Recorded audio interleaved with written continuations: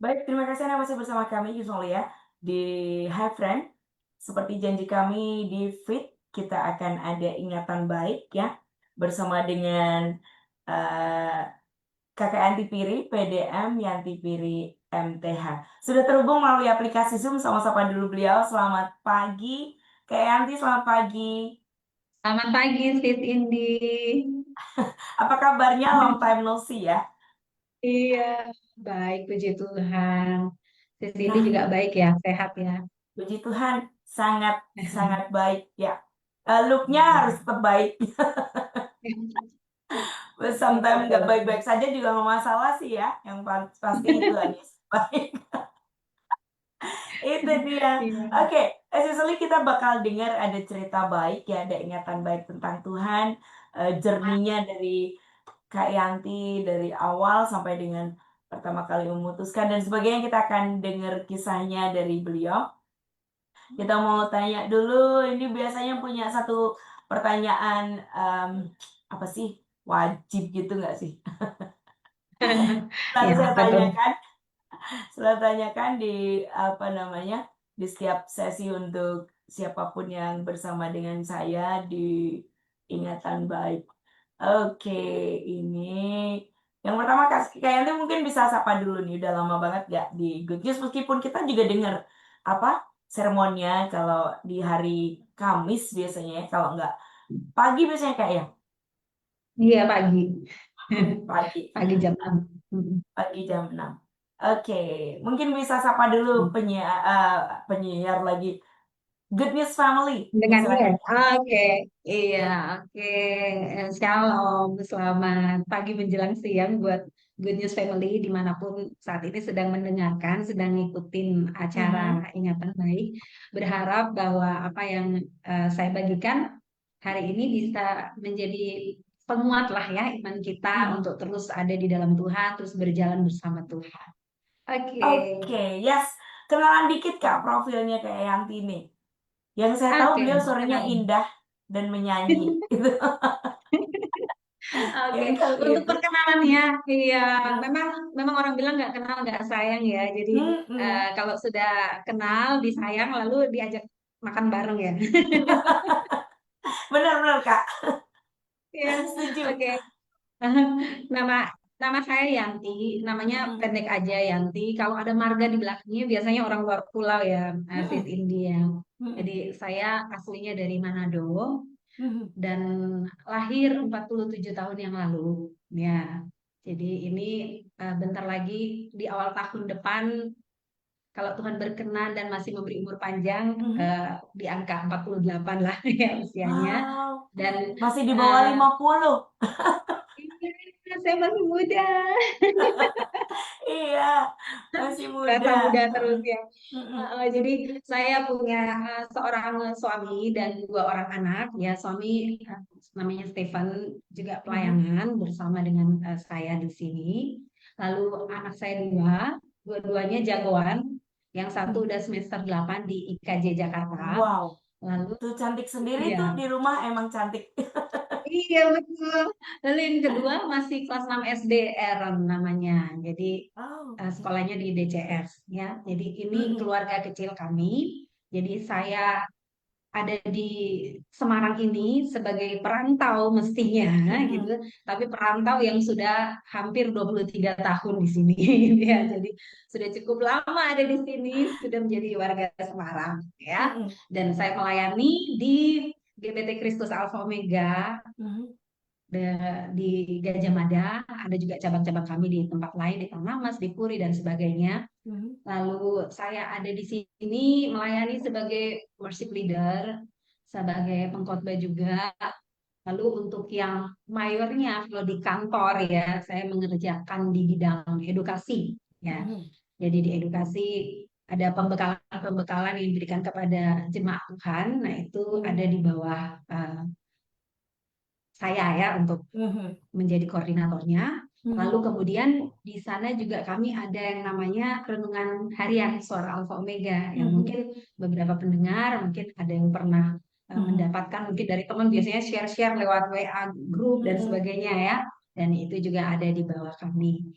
Jadi sejauh ini mungkin itu saja yang bisa saya sampaikan. Nanti Mhm. mungkin sambil cerita sambil bisa tahu lebih banyak tentang diri Yes, saya. Oke itu gitu. dia.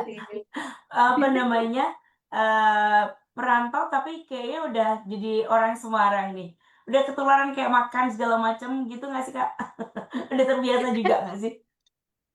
Sama apa namanya, tesnya Semarang gitu, yang manis gitu.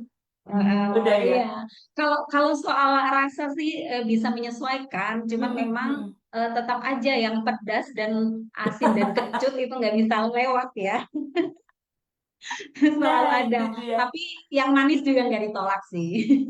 Itu dia.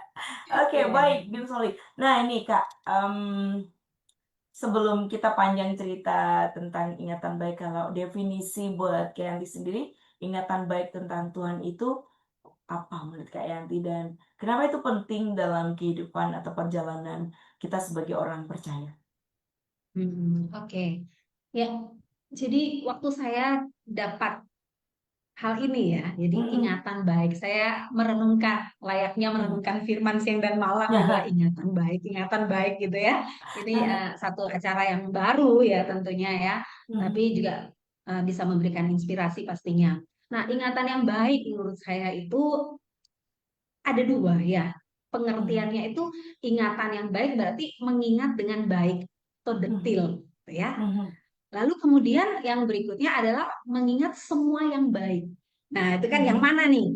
Mengingat Mhm. dengan baik artinya mengingat Mhm. secara detil Aha. semua kisah dalam hidup kita, atau kemudian mengingat semua yang baik yang pernah kita lewati bersama dengan Tuhan. Nah, Mhm. tentu dua-duanya ini dibutuhkan gitu ya. Kita Yes. butuh Mhm. mengingat dengan baik ya Ya. semua momen apapun yang ada dalam hidup kita. Mhm. Nah, tapi kemudian fokusnya harus kemana nih? Kalau Mhm. ingatan yang baik ini kan mesti memorinya kan banyak ya sis ya. Ya, Memori betul. yang negatif dan Mhm. yang Mhm. positif. Nah, semua mungkin bisa kita ingat ya dengan Mhm. baik secara Ya. detil kalau apalagi kalau kita ini orang yang detil ya. Mhm. Semua kita ingat mungkin sampai tanggal, bulan, ya jamnya gitu. Mungkin kita Mhm. ingat semua kata-kata yang diucapkan orang atau apa yang kita alami secara persis, kita mungkin mengingat itu dengan Mhm. baik. Ya. Tapi setelah itu kemudian mari kita menggiring untuk pemikiran kita ini mengingat apa yang baik ya Ya. yang Mhm. kita alami. Mhm. Jadi lebih mengarahkan pikiran kita kepada kebaikan Tuhan.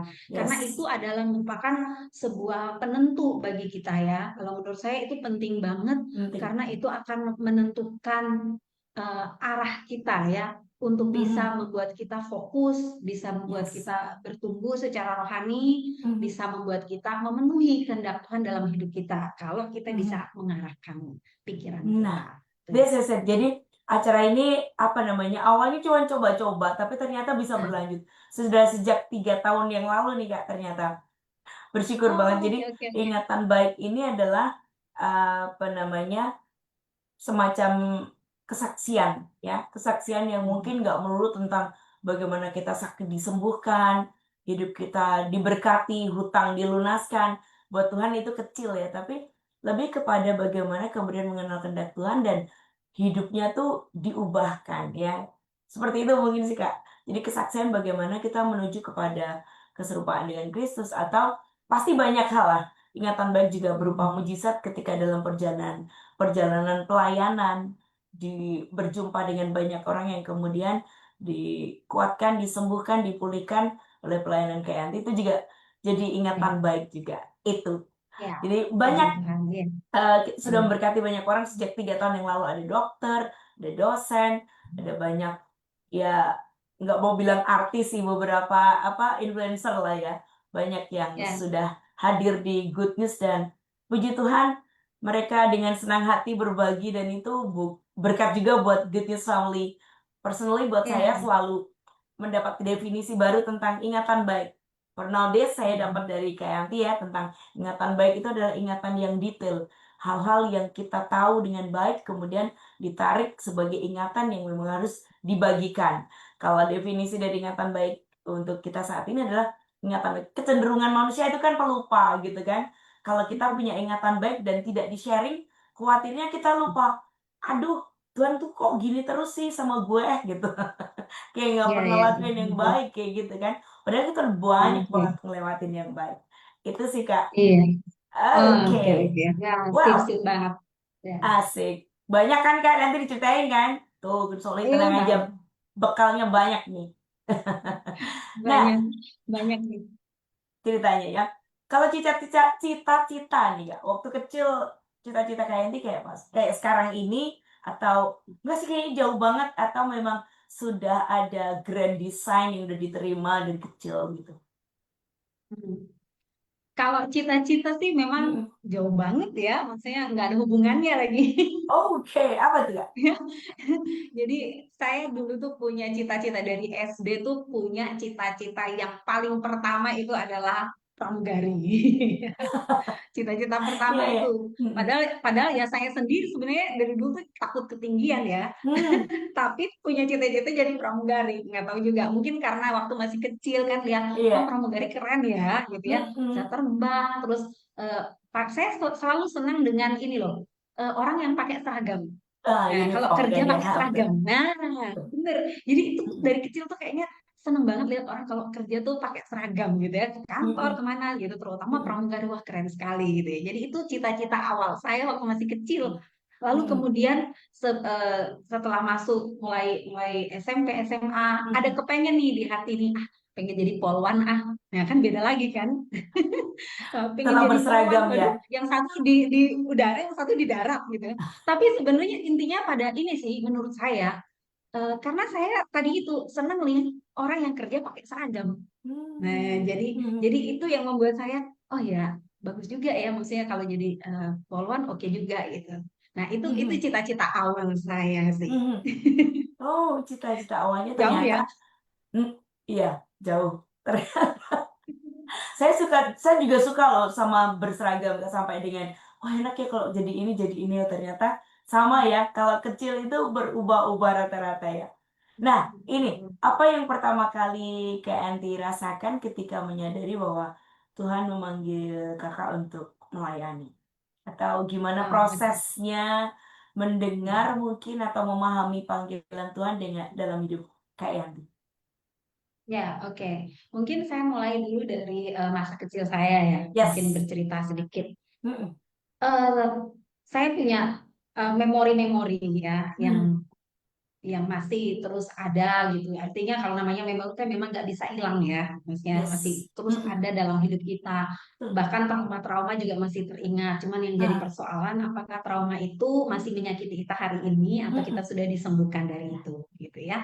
Dan saya punya latar belakang yang sebenarnya dari keluarga yang kalau mau dibilang ya broken home ya. Mhm. Artinya awalnya tuh nggak yang baik-baik aja ya. Mhm. Jadi saya menghadapi yang namanya perpisahan orang tua itu di saat saya masih usianya masih kecil ya, masih SD. Mhm. Saya sudah menghadapi itu, harus menghadapi itu. Jadi ayah kandung saya itu seorang TNI ya. Mhm. Jadi karena itulah mungkin saya senang orang yang berseragam ya. Mhm. Karena Iya melihat iya iya. papa saya gitu ya. Jadi Heeh. dari situ Di alam mungkin bawah dari awal sadar masih kecil. mengidolakan papa sebenarnya ya? Mhm. Benar-benar, Mhm. betul. Jadi itu ya. Lalu kemudian saya harus menghadapi yang namanya mereka berpisah, ya, karena Mhm. eh, memang dari awal tuh beda agama, ya, itu ya, Mhm. beda agama. Lalu kemudian mereka dengan berbagai konflik, macam-macam lah ya, dan konflik wanita lain dan sebagainya, yang mungkin panjang banget kalau mau diceritain. Tapi intinya mereka berpisah, gitu ya. Mhm. Jadi perpisahan orang tua itu menjadi sebuah memori buat saya itu memori negatif ya. Karena itu menyakitkan, menyedihkan ya, membuat saya tuh nggak apa ya, nggak punya keluarga yang utuh pada saat itu.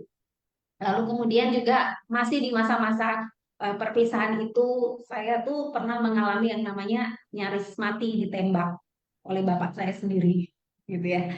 Jadi itu terjadi ketika papa mama lagi berantem, lalu kemudian di satu malam itu saya ingat baik itu bulan-bulan seperti ini ya, bulan September ya, karena dulu kan ingat nggak sis, kita kan sering nonton itu ya G30S itu loh, Iya, sering betul, disetelkan. dicekokin itu Nah, kan, betul. betul kan? Ya, jadi, nah pas momen-momen itulah ya. Jadi kemudian saya mengalami yang namanya orang tua bertengkar, papa tuh mau masuk ke rumah, kebetulan itu di rumah om saya.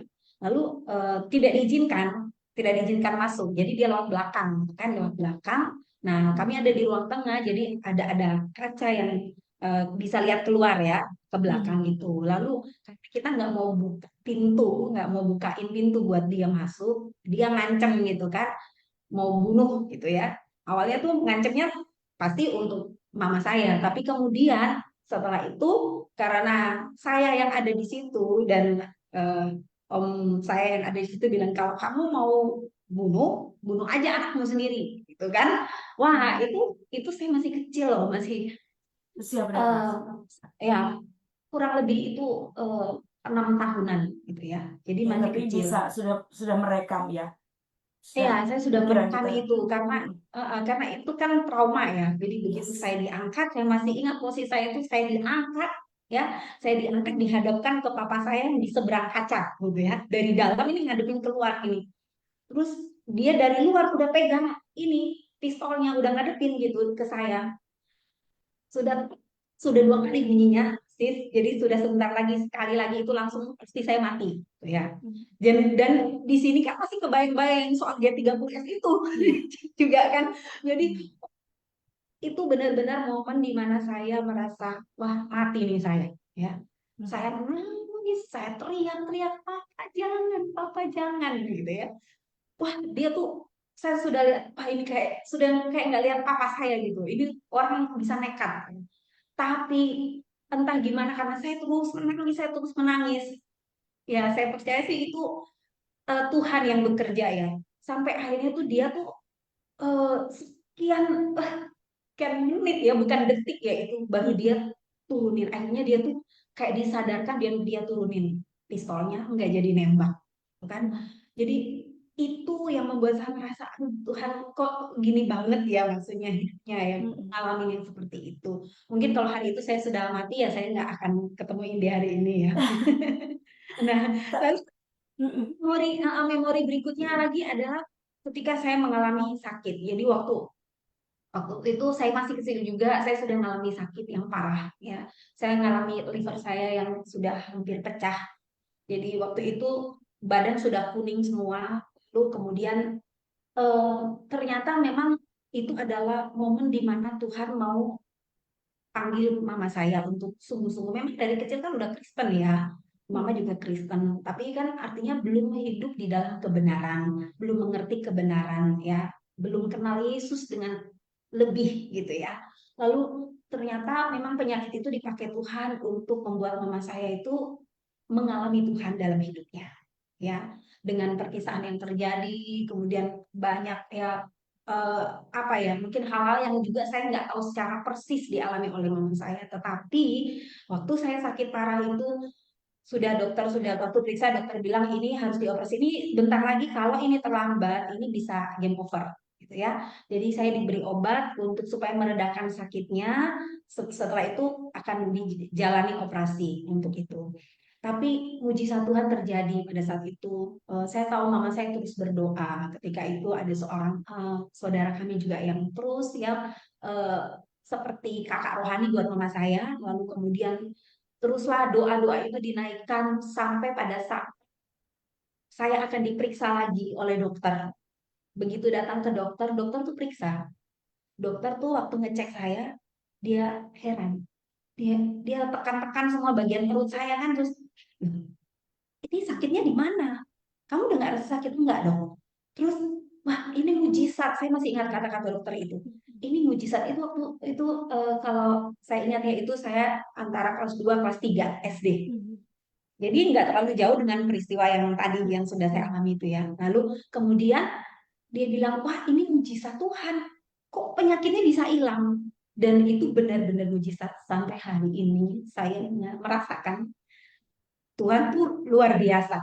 Bisa loh angka operasi. Itu sudah dinyatakan, wah sebentar lagi mau pecah. Dan kalau pecah, kalau terlambat itu membahayakan jiwa saya, nyawa saya.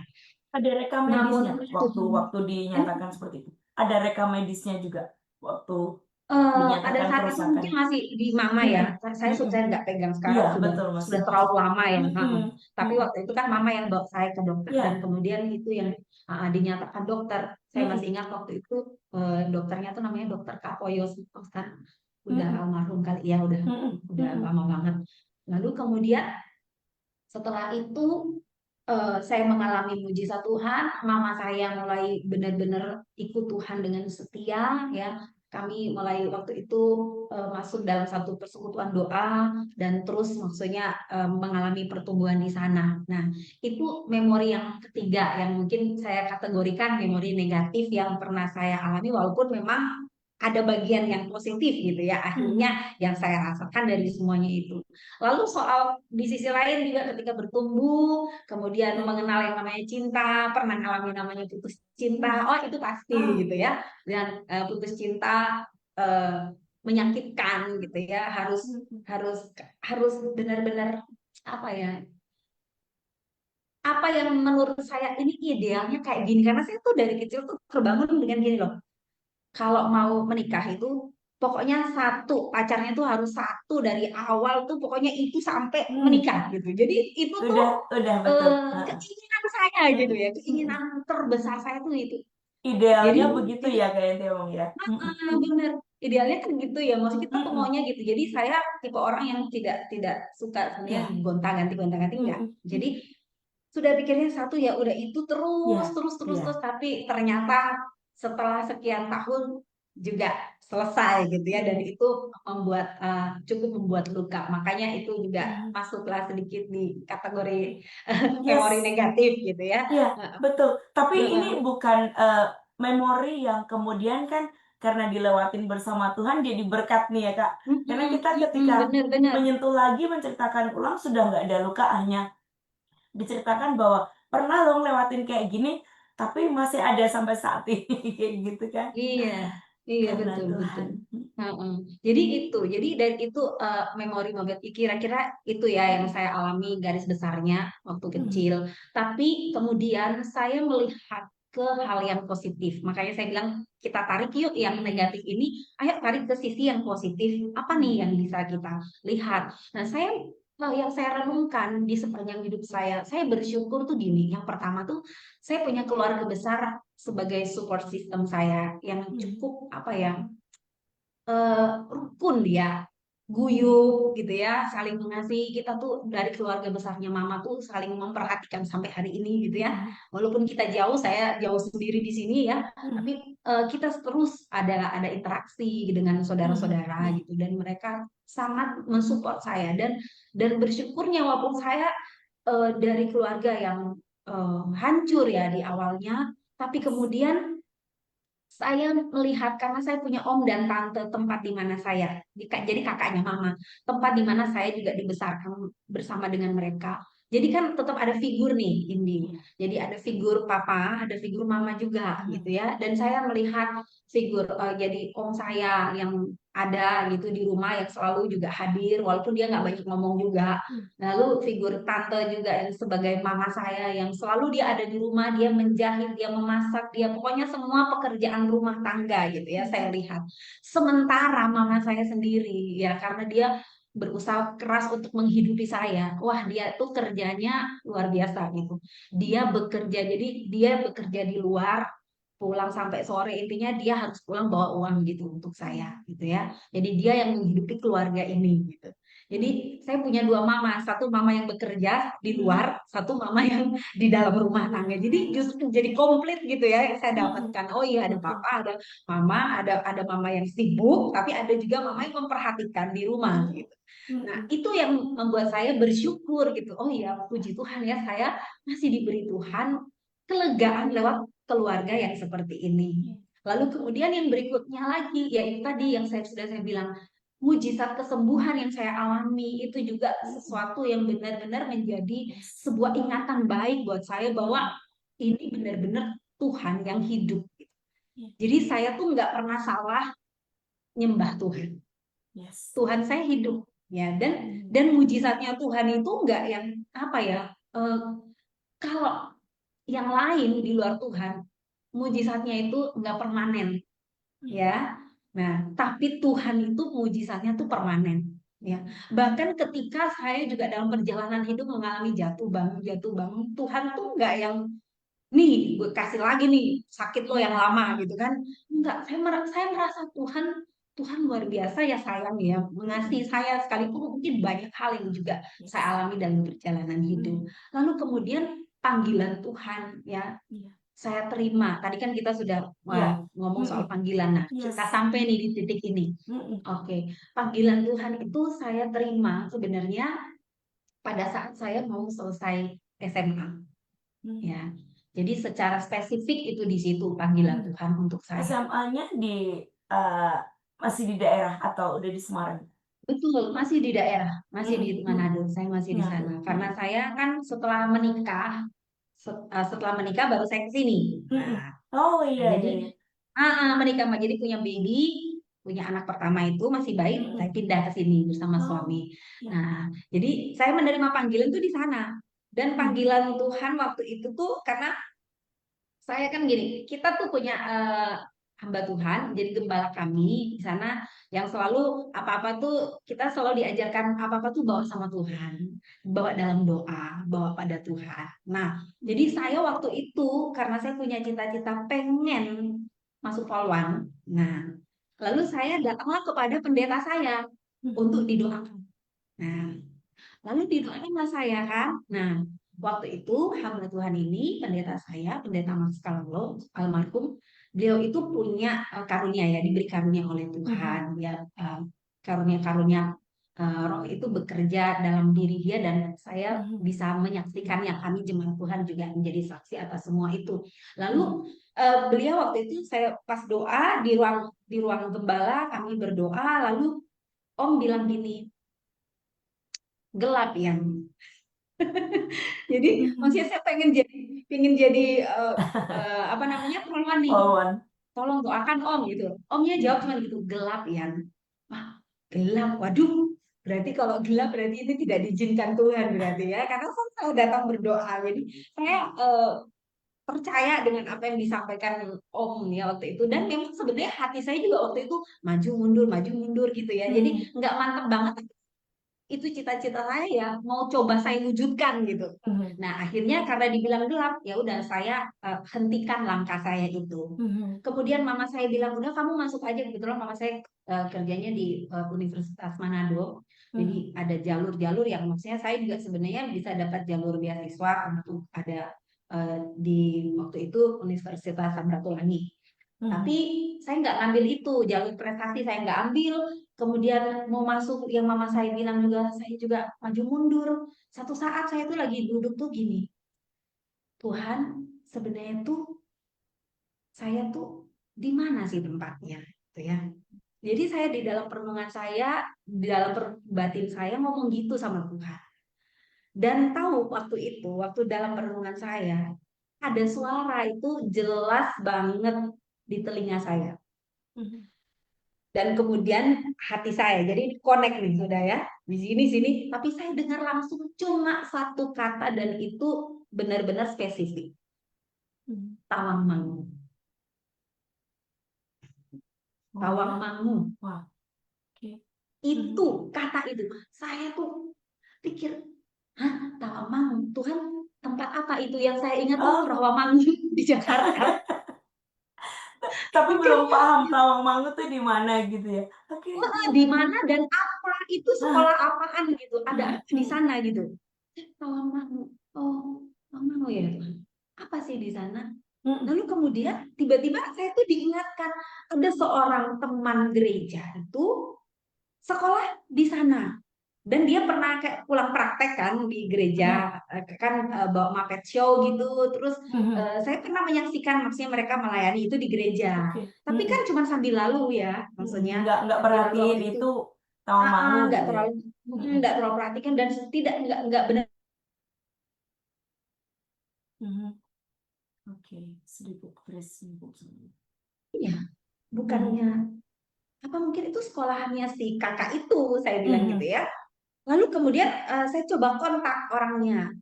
Oh Mhm. iya bener ya, ini kebetulan saya lagi pulang, dia bilang gitu. Saya lagi pulang, saya bawa formulir loh. Wah, semua serba kayak kebetulan kan gitu, memang Hmm. kan waktu libur kan Juni Juli itu kan liburan ya. Hmm. Nah, dan ternyata dia datang, dia punya formulirnya. Saya dikasih lah formulir, singkat cerita ketemu terus dia kasih formulir dan saya isilah gitu ya Hmm. formulirnya itu. Jadi jawaban jawaban saya kepada Tuhan waktu Tuhan ngomong gitu, saya nggak yang bilang nggak Tuhan, aku nggak ngerti Tuhan. Cuman saya berpikir itu tentang apa ya. Kemudian Hmm. dilanjutkan dengan kata-kata saya di hati gini, ya Tuhan. Jadi aku tuh mau gitu. Kalau kamu suruh ke sana, walaupun aku tuh belum tahu itu apa dan mau bagaimana di sana. Nah, setelah proses selesai, saya diterima, baru saya merenungkan gini. Pantesan ya, dari dulu tuh teman-teman saya kalau ketemu saya ngomongnya selalu selalu ya di sekolah tuh ngomong gini, kamu tuh cocoknya jadi pendeta. Ah, ini memang ibu pendeta ini katanya gitu. Kenapa? Karena setiap kali mereka ada masalah, setiap ada mereka apa aja yang terjadi gitu, pasti Hmm. dari mulut saya tuh yang keluar tuh nasihat, nasihat Iya. firman. Jadi ternyata sudah mengarah-arah. Tapi selalu saya tuh suka gini. Waktu mereka ngomong gitu, saya selalu bilang enggak ah. Nah, Oke. saya itu mau melayani Tuhan, tapi saya mau bekerja. Jadi saya mau Hmm. bekerja tetap di Hmm. sini, saya tuh mau bekerja sambil melayani gitu. Bukan Hmm. yang full time. Nah, tapi ternyata Tuhan berkata lain ya. Dan saya bisa diarahkan ke sana, saya menyelesaikan studi saya 4 tahun untuk mengambil S1 saya di STT Tawangmangu atau dulu itu namanya Sekolah Alkitab Tawangmangu ya. Nah, Hmm. kemudian berubah jadi Sekolah Tinggi Teologi Tawangmangu. Dan Hmm. saya menyelesaikan 4 tahun di sana, studi saya untuk S1 Hmm. saya. Kalau S2-nya sih udah lanjut di Semarang ya, sih udah Hmm. dilanjutkan. Tapi itulah yang saya alami panggilan Hmm. Tuhan dalam hidup saya ini. Oke, Gitu. ini menarik ya. Tapi by the way dari kecil emang Kak Enti udah yang aktif, udah kenal udah dibesarkan di keluarga yang mama ya berarti ya, yang mimpin Iya, Kak dari mama. Enti kenal Tuhan gitu ya. Mmm, Pernah ngalamin momen sulit atau rintangan yang pernah bikin Kak Enti ragu terhadap panggilan tersebut? Mungkin Hmm. gimana cara ngatasinya bisa di-sharing-kan, Kak? Artinya begini, apakah benar nggak sih kayak gini kok rasanya struggle-nya kayak high banget gitu ya, vibe-nya Iya. dengan struggle itu kok gini sih, bener nggak sih kayak gitu? Pernah ngalamin Mm-mm. kayak gitu nggak? Iya. Em, saya puji Tuhannya gini ya, secara Mhm, pribadi saya yes, mengalami yang gini. Saya tidak pernah meragukan panggilan Tuhan dalam hidup mmm, saya. yes, Saya juga nggak tahu kenapa, tapi karena gini ya, ada ayat-ayat emas. Ya, saya kan suka menghafal ayat ya. Dari kecil kan mhm, diajarin menghafal ayat ya. iya, Jadi hafal ayat, dan tentu ada ayat emas yang paling memberkati yang selalu saya pegang. Sebenarnya dari sekian banyak waktu saya siapin ini, saya milih gitu ya, mana mhm, yang benar-benar maksudnya deket yes, banget karena sebenarnya semuanya berkaitan, tapi yang benar-benar selalu saya pegang itu ada 3 ayat mungkin saya mau share ya ini ya iya, untuk yes, teman-teman ya. mhm, Nah, ayat emas yang saya punya itu yang pertama itu di Kolose 3 ayat 23 mhm, ya. Firman Tuhan itu berkata apapun juga yang kamu perbuat, perbuatlah dengan segenap hatimu seperti untuk Tuhan, bukan untuk manusia. Nah, ini yang pertama. yes, Apapun juga yang kamu perbuat. Jadi saya mengerti bahwa di dalam saya hidup dalam panggilan Tuhan, semua yang saya lakukan itu harus dengan segenap hati. iya, Dan harus itu untuk Tuhan. mhm, Jadi karena dalam perjalanan hidup kita sering dong dikecewakan orang, ya. Mungkin kita juga mengecewakan orang, heeh, ya. Jadi nggak sesuai ekspektasi kita semua kondisi yang ada gitu. Tetapi kalau kita selalu ingat ini tuh untuk Tuhan gitu. mhm, Jadi itu yang membuat saya tuh bisa merasa bahwa ya saya memang harus tetap ada dalam panggilan ini karena saya melakukan tuh bukan untuk manusia. iya, Sekalipun mungkin saya tersakiti, mungkin saya juga mengalami hal-hal yang sulit ya dalam pelayanan, tidak mungkinlah kita nggak mengalami kesulitan. Tapi ayat ini menjadi sebuah kekuatan buat saya bahwa saya mau lakukan apapun buat Tuhan.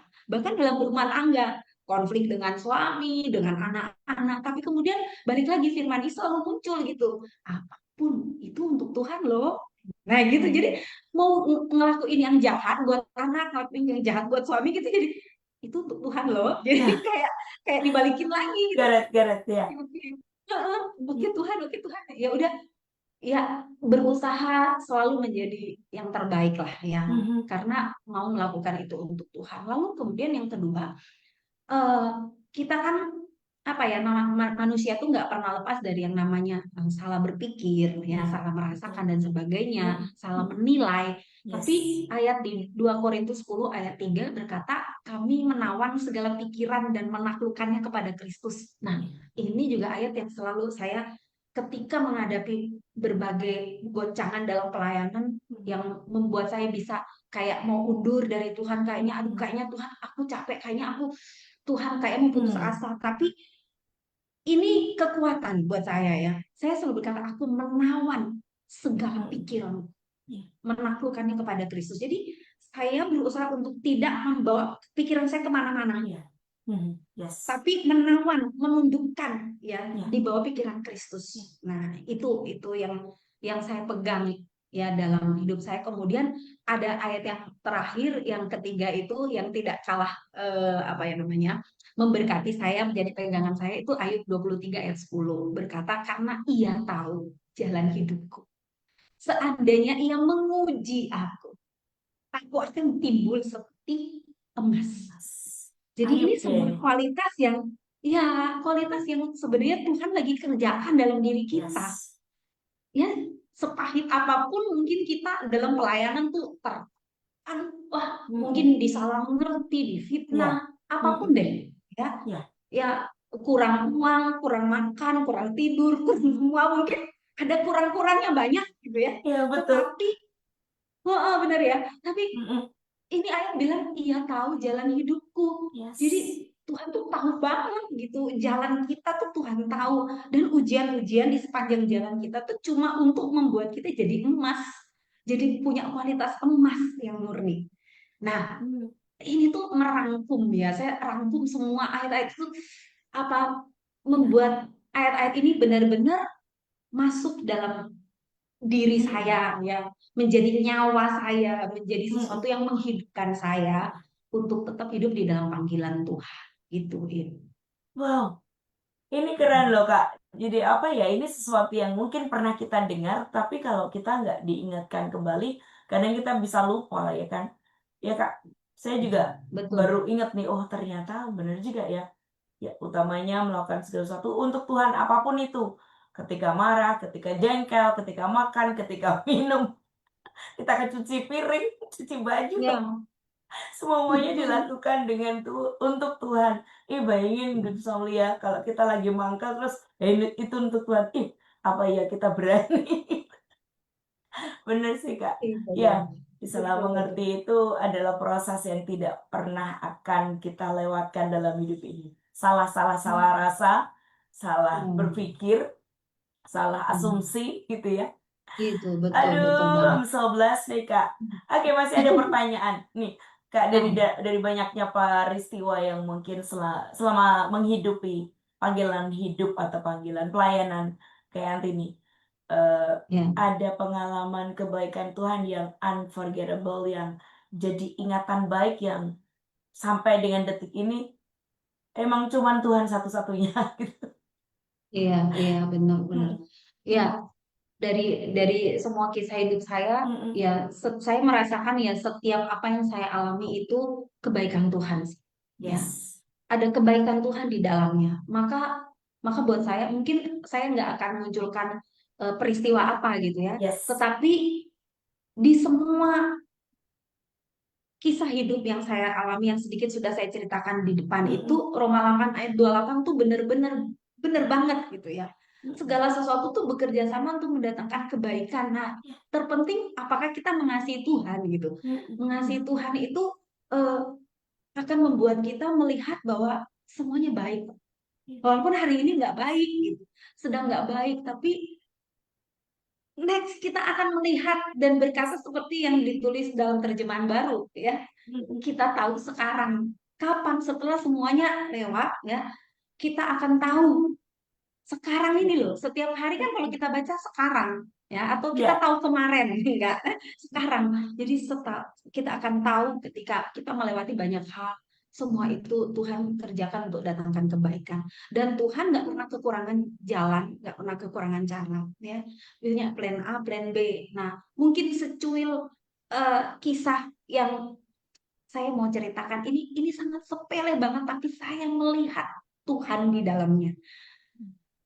Satu ketika saya itu eh, ada kerja di sebuah yayasan rohani, ya, yayasan Kristen di Manado waktu itu. Lalu kemudian hari itu saya benar-benar sudah tidak punya uang untuk berangkat kerja. Apa yang terjadi? Seperti biasa ya, kita punya kebiasaan untuk merogoh dan mencari di mana kira-kira kantong mana yang masih ada uangnya gitu, dompet mana yang masih ada uangnya, tas mana yang masih ada terselip. Siapa tahu Iya. masih ada. Kumpulkanlah saya waktu itu receh-receh ya untuk naik transportasi ke tempat kerja saya.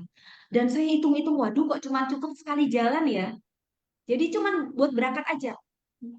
Ya udahlah Tuhan, terserahlah whatever lah Tuhan. Pokoknya saya mau berangkat aja dulu.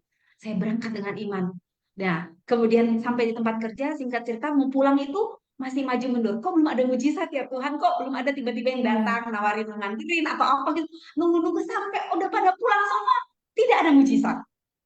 Lalu kemudian saya berpikir, ya kalau gitu saya harus pakai kaki saya untuk jalan yang lumayan jauh berkilo-kilo ya. Nggak apa-apa lah Tuhan, saya pilih jalan belakang yang cukup teduh gitu ya, banyak pohonnya. Saya melewati jalan itu. Sambil saya melihat ke bawah, Sis Indi. Siapa tahu ada uang jatuh kan? Melihat kan? Jadi melihat terus ke bawah. Jadi bukan memandang ke atas, tapi memandang ke bawah. Tuhan, tolong dong ada uang yang jatuh atau apalah Tuhan ya yang bisa membawa saya pulang. Singkat cerita, nggak ada. Ya, sudah. Tapi belum jauh saya berjalan dari kantor saya. Saya jalan mungkin baru 100 meter kurang lebih ya. Jalan. Lalu kemudian tiba-tiba waktu saya lagi nunduk-nunduk, ada seorang di seberang jalan manggil nama saya. Kak Yandri, gitu kan. Nengok. Loh, kok itu anak pemuda di tempat saya juga di gereja. Wah, saya malu dong ya mau bilang mau pulang. Untung dia nggak tanya, kok jalan kaki? Ya Tuhan tahu juga ya, Tuhan tidak Yes. mempermalukan saya ya. Oh, Tuhan baik banget ya. Jadi dia nggak tanya, dia cuma bilang gini, kebetulan dia bawa motor kan. Kemudian dia, saya antar Kak, saya antar ke rumah, saya udah lama nggak ngobrol juga. Tanya saya anterin gitu kan. Oh, nggak apa-apa, kamu nggak repot. Enggak, ya. Langsung naik di perjalanan, tidak ada pertanyaan, kayak nanti kok jalan kok gini, kok nggak langsung naik. Nggak ada. Sampai di rumah ya gitu. Dan ya di situ saya melihat Tuhan, memang apa yang saya pikir tuh nggak seperti yang Tuhan pikir ya. Tuhan tuh jauh banget jalannya. Saya nggak pernah kepikiran ada orang di sebelah jalan mau manggil saya dan nganterin saya pulang. Yang saya harapkan adalah teman saya di kantor. Yang saya harapkan adalah uang yang jatuh, gitu kan. Tetapi ternyata Tuhan menyediakan pertolongannya yang luar biasa, gitu ya. Maka dari pengalaman kecil ini, saya selalu ingat kata itu ya, Ebenezer, ya. Sampai di sini atau dalam terjemahan lain dikatakan sampai sekarang ini Tuhan telah menolong kita. Jadi setiap kali kita ngalami, kita harus berkata, wah, sampai di sini Tuhan menolong. Berarti di langkah selanjutnya pun Tuhan akan terus menolong. Bahkan selalu ada pertolongan, maka kita harus seperti Samuel, dia membuat batu peringatan, ya, ingatan yang baik tentang pertolongan Tuhan di setiap momen hidup kita. Supaya waktu kita melihat ke belakang, hari ini kita lagi susah, kita lihat ke belakang, itu ada batu peringatan, Ebenezer, Ebenezer, Ebenezer di semua tempat di mana kita lewatin. Nah, itu mungkin yang maksudnya dari saya ya, yang bisa saya kasih. Tuh kan, Mawe. Aduh, kalau kita bikin monumen-monumen gitu kan keren banget. Perjalanan ada monumen. Ih, kok jadi saya yang baper. Enggak sih, tapi saya selalu dapat apa ya Kak, dari cerita sederhana itu selalu enggak yang harus spektakuler emang ya. Tapi emang dari situ kita bisa cermat melihat kebaikan Tuhan. Karena kan kita selalu sering nih Kak, mempersepsikan kebaikan Tuhan tuh harusnya seperti yang saya pikirkan, ya. Kayak yang tadi bilangnya, beberapa narasumber yang lama juga selalu harusnya begini, begini, begini, sampai kita menanti-nantikan yang nggak ketemu karena memang bukan itu yang disediakan ya. Betul. Oke, Kak, ini supaya jadi inspire nih. Doa-doa spesifik yang selalu Kak Yanti naikkan kepada Tuhan dari awal menerima panggilannya atau mungkin dari kecil sampai dengan hari ini apa? Iya, oke. Jadi kalau dari saya doa yang pertama, menurut saya yang spesifik itu sebenarnya adalah ucapan syukur yang pertama ya. Ucapan syukur itu nggak pernah lewat dari mulut saya untuk setiap hari dari bangun bis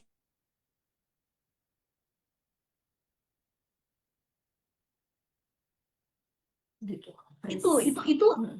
itu terus ya dari pagi tuh dari mandi waktu mandi aja saya bisa bilang Tuhan terima kasih. Mau ngelap pakai handuk saya bilang lagi terima kasih Tuhan. Saya masih bisa mandi, saya masih bisa merasakan yang seger gitu ya.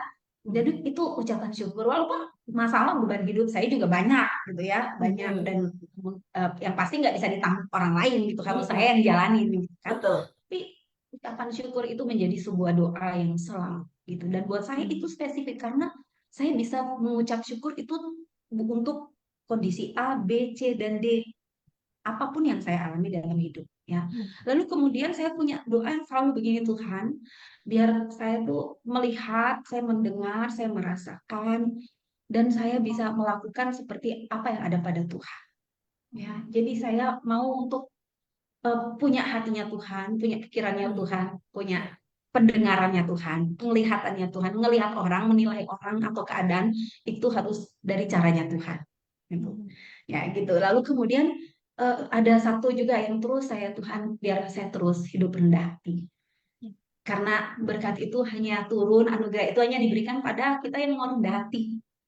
Ya, kalau kita selalu angkuh di hadapan Tuhan, nggak bakalan menerima anugerah. Anugerah itu mengalir dari tempat tinggi ke tempat yang rendah kan ya. Jadi Yes. itu yang selalu saya doakan. Lalu kemudian juga yaitu saya berdoa Tuhan saya mau jadikan saya pribadi yang Tuhan mau, bukan yang saya mau. Kalau yang saya mau belum tentu Tuhan mau kan. Ya.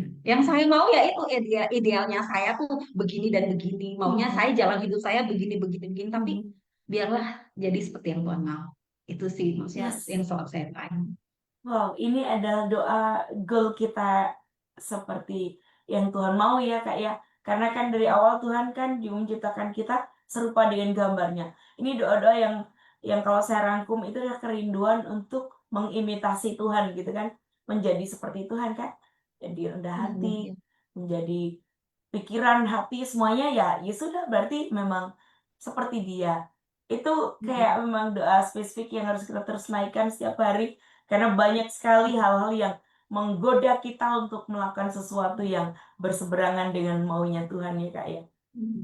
Oke, Betul betul. Kak Yanti, pesan semangat buat pendengar yang mungkin saat ini merasa ya salah rasa mungkin jauh dari Tuhan atau salah berpikir dan salah berjuang bahkan sedang berjuang. Saya pikir kalau salah berjuang itu untuk merasakan kebaikan Tuhan itu kan mungkin kita salah berjuang ya. Karena sebenarnya kita Ya. cukup peka aja gitu. Mungkin ya. Tapi bisa jadi misalnya sedang ini struggle-nya begitu. Masing-masing kita kan bilang, kamu nggak tahu yang saya rasakan misalnya. Tapi kemungkinan kalau dengar pesan semua dari Kak Enti bisa sedikit setidaknya jadi menginspirasi. Oh begitu ya. Ya, Silakan. oke. Ya, makasih sis.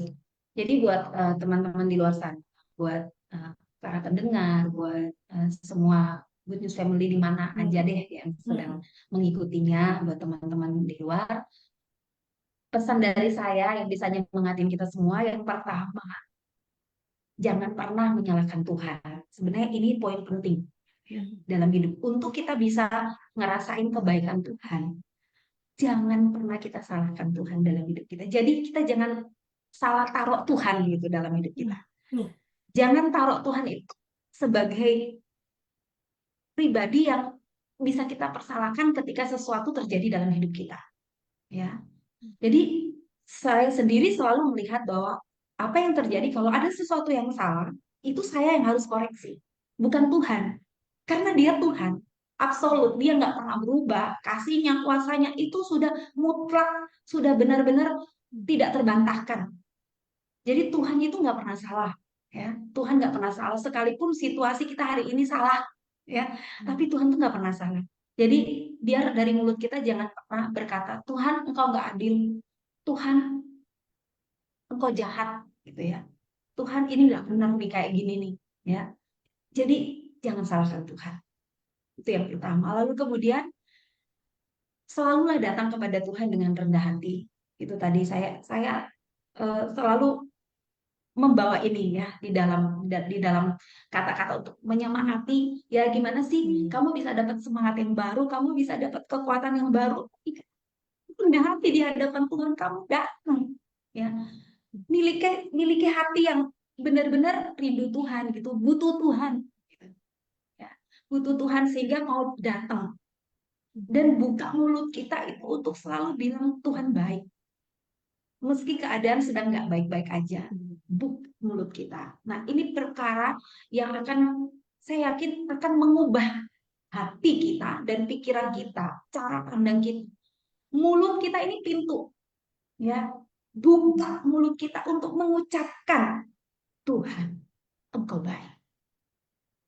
Itu berat sih dalam kondisi tertentu, terpuruk, lagi putus asa, lagi ditinggalkan, lagi diselingkuhin, itu susah banget untuk ngomong. Tetapi paksakan dirimu. Sorry, saya harus pakai kata ini karena kita harus nge-push diri kita. Kalau kita nggak bisa nyemangatin diri kita sendiri, gimana kita bisa bangkit? Orang lain mungkin bisa, saya bisa berkata, ayo bangkit, ayo bangkit. Tapi kalau dari diri kita sendiri nggak ada satu keinginan yang kuat untuk nge-push diri kita, ya, dengan membuka mulut kita berkata, Tuhan baik, selalu baik, dalam hidupku Engkau baik. Kita nggak akan mengalami apa-apa. Terobosan tuh nggak akan terjadi. Jadi kalau kita mau mengalami kebaikan Tuhan, merasakan kebaikan Tuhan, please pakai mulut kita untuk berkata Tuhan baik. Ya, karena hanya respon yang salah yang bisa melukai kita. Nggak ada apapun dalam dunia ini yang bisa melukai kita. Kalau kita salah berespon, nah itu membuat kita terluka dan terluka. Nah, kalaupun hari ini kita sudah salah berespon tentang apa yang terjadi, masih ada respon yang kedua. Ya, perbaiki responnya, ya. Respon yang kedua, ayo ambil waktu untuk berkata Tuhan baik. Lalu ayat penutup saya Filipi 4 ayat 7 dan 8. Ya. Sumber damai sejahtera itu memelihara hati dan pikiran kita. Ya, dia melampaui segala akal, dia yang akan memelihara kita, ya. Lalu kemudian mari mulai pikirkan, renungkan semua yang baik, semua yang indah, semua yang sedang didengar. Jadi kita harus mengarahkan diri kita, ya. Roh Kudus menolong kita, tapi kita harus punya keinginan yang kuat juga untuk melakukan, untuk bergerak dengan dorongan Roh Kudus. Ya, jadi mungkin itu yang pesan saya buat teman-teman semua, ya, supaya kita terus bisa mengalami kebaikan Tuhan. Mari, ya. Jadi kebaikan Tuhan itu bukan sekedar apa yang kita ucapkan, tapi kita bisa rasakan itu. Namun itu juga tentu dimulai dari ucapan mulut kita yang terus berkata Tuhan baik. Yes. Thank you.